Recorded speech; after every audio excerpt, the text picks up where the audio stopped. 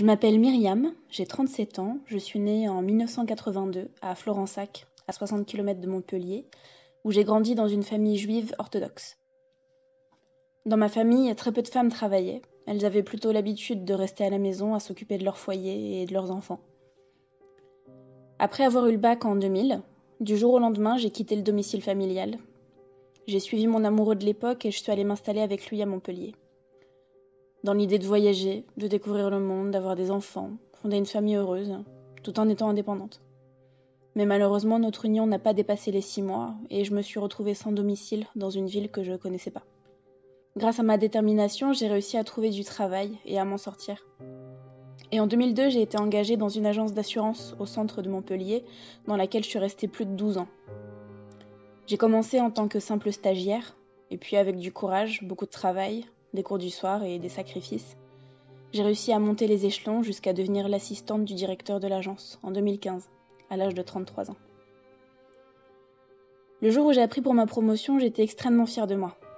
Fière d'avoir atteint mon objectif professionnel, qui me tenait tant à cœur. Fière d'être la première femme de toute ma famille à avoir brisé les traditions et qui vivait sans dépendre d'un homme ou d'un mari.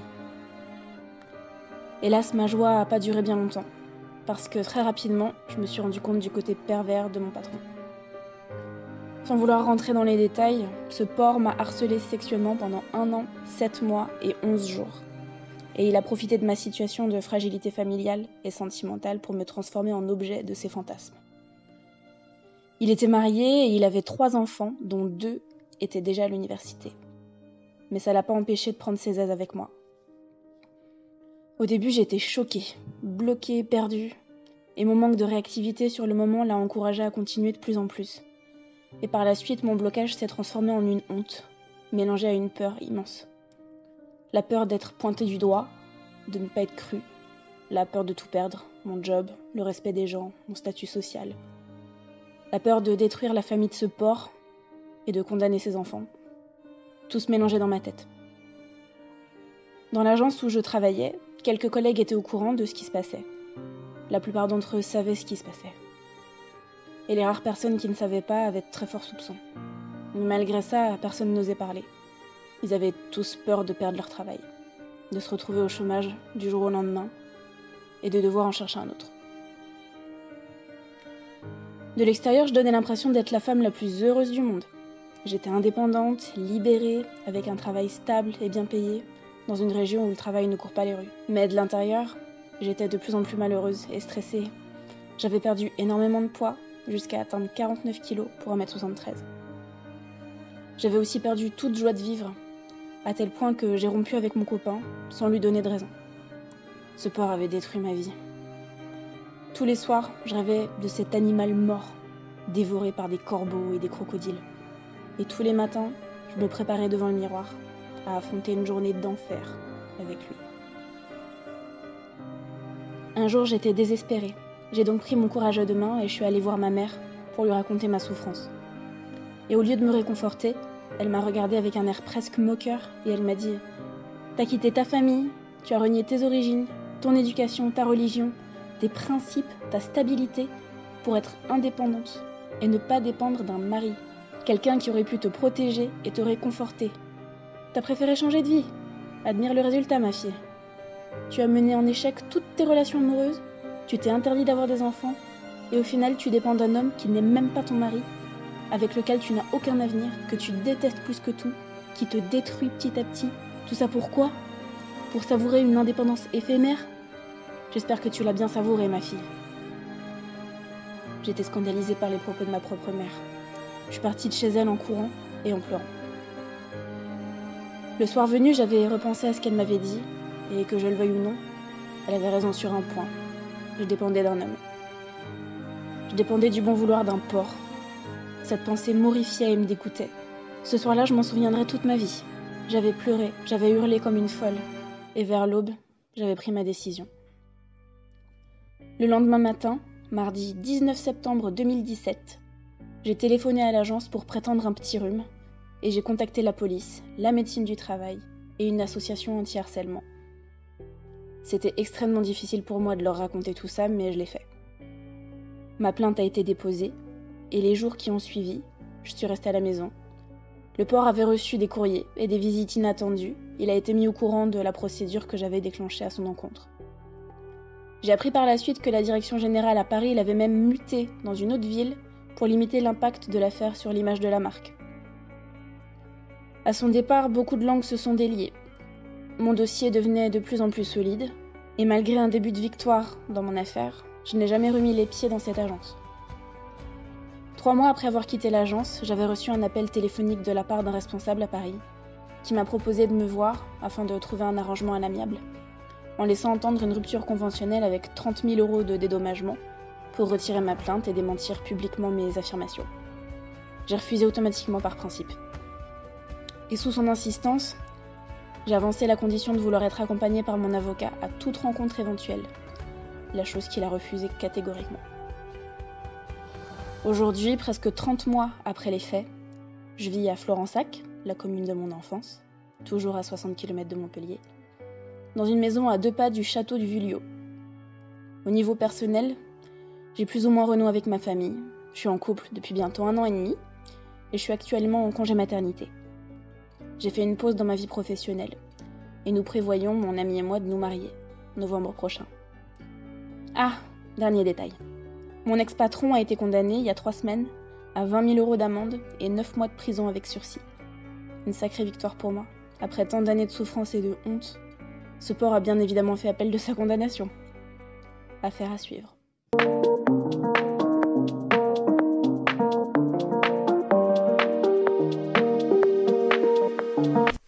Premier point d'analyse, le harcèlement sexuel est quelque chose avec laquelle on ne rigole pas. Il laisse rarement des traces physiques, mais presque toujours des traces psychologiques indélébiles dans la vie de la personne harcelée. Vous allez probablement me dire que ce point d'analyse est une banalité, une évidence, car tout le monde condamne de nos jours ce genre de pratique. Les politiciens, les entreprises, les associations, tout le monde semble mener une guerre féroce contre le harcèlement sexuel, surtout celui pratiqué au travail. Des centaines de personnes sont condamnées tous les jours. Plusieurs patrons célèbres ont déjà été pris la main dans le sac. Il y a même des politiciens qui finissent par faire la une des journaux, tellement les autorités ne plaisantent pas avec ce genre de sujet. Tout cela est vrai, mais rapporté à sa proportion ou à sa dimension, ça reste hélas insuffisant.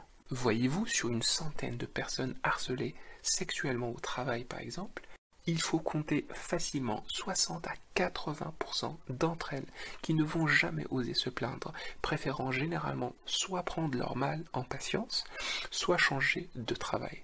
Et sur celles qui vont avoir le courage de parler, plus de la moitié, soit n'auront pas de preuves ou de traces de ce qu'elles avancent, soit ne seront pas soutenues dans leur démarche, voire même découragées par leur entourage familial, professionnel, ou par leur propre statut financier parfois précaire, soit ne sauront pas à qui s'adresser et à qui faire confiance.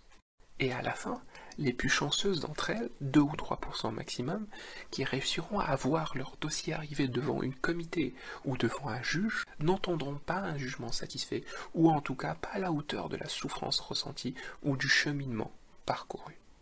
Je pense donc que le sujet est loin d'être banal ou évident, et une piqûre de rappel ne sera, à mon avis, pas de trop.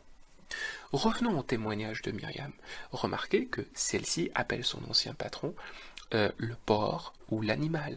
Elle ne lui donne aucune caractéristique humaine et compte au jour près la durée du harcèlement.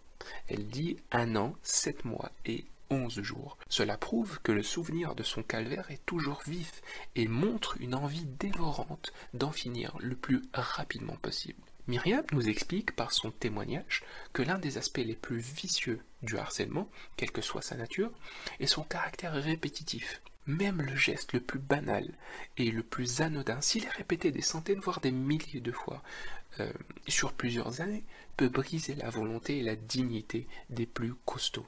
En écoutant les mots et les phrases utilisées par Myriam, on se rend compte à quel point une victime d'harcèlement peut voir sa peine multipliée, car non seulement elle se retrouve à souffrir en silence, mais vit la plupart du temps dans une peur indescriptible et une honte inexprimable.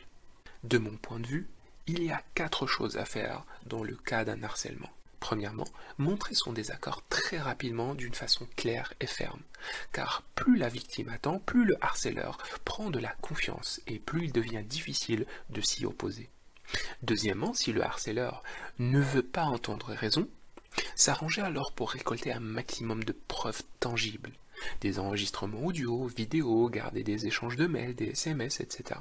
Troisièmement, si l'harceleur fait preuve de ténacité ou de malice, essayez de trouver d'autres victimes pour rendre le dossier solide devant une comité ou un juge. Et d'autres victimes, il y en a certainement, car dites-vous que s'il est tenace ou s'il a confiance en lui, c'est qu'il a de l'expérience. Et s'il a de l'expérience, c'est qu'il y a eu d'autres victimes avant. Quatrièmement, se faire aider par un spécialiste, parler à un avocat, raconter les choses à un psychologue ou un médecin, etc.